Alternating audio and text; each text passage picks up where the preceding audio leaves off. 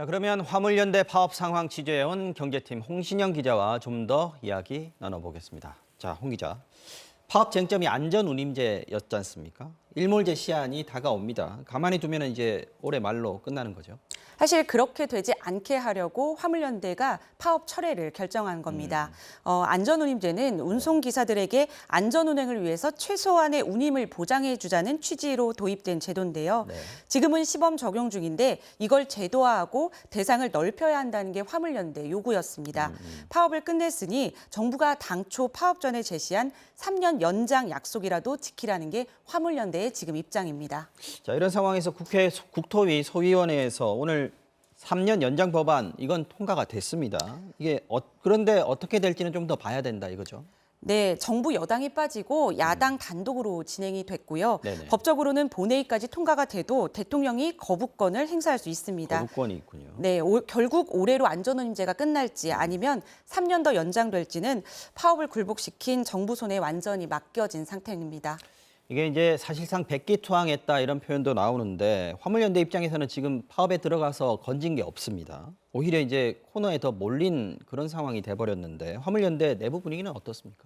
네, 제가 몇몇 운송기사들과 통화를 해봤는데 네. 안전운임제 자체가 지난 정부에서 여야 합의로 통과된 건데 파업을 이유로 이걸 없앤다고 하는 건 사실 협박이라는 분노와 좌절감을 느끼고 네. 있습니다. 그때는 지금의 여당 그러니 당시에 야당이 합의를 했던 거였지 네, 않습니까? 같이 네. 여야당이 함께 한 건데요. 네. 앞서 인터뷰에서도 반복돼 나왔지만 파업 철회 결정에는 정부가 내린 업무 개시 명령이 상당한 압박감을 준 걸로 보입니다.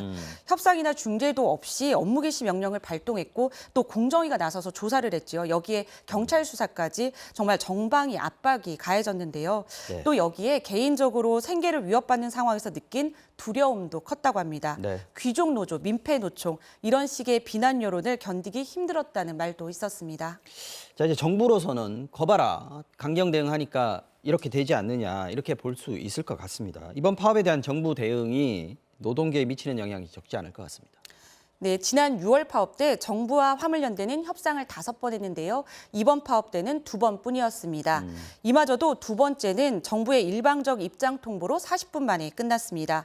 국토부 장관은 아예 협상 전부터 마주 앉을 필요가 없다고까지 했었습니다. 두 차례 만났지만 이건 협상이 아니다. 정부에서는 그렇게도 얘기했었어요. 자, 이런 강경한 기조가 정부는 계속 이어가겠다 이렇게 거듭해서 밝히고 있죠. 네, 원희룡 장관이 오늘 인천에 있는 건설 현장을 찾았는데요. 네. 강한 어조의 발언을 계속했습니다. 좀 직접 들어보시죠. 네. 화물연대의 잘못된 악습, 건설노조의 잘못된 관행, 타협 없이 운송 거부가 철회된 이후이라 하더라도 저희는 이 부분을 집중적으로 바로 잡겠습니다. 네. 사실상 건설노조는 화물연대 동조 파업에 나섰는데 여기에 대해서도 이른바 원칙적으로 대응을 하겠다는 겁니다. 네. 민주노총은 다음 주 예정했던 2차 총파업도 철회한다고 밝혔습니다. 한동안은 이번 파업 철회로 인한 후폭풍이 이어질 걸로 보입니다. 네, 홍신영 기자 잘 들었습니다.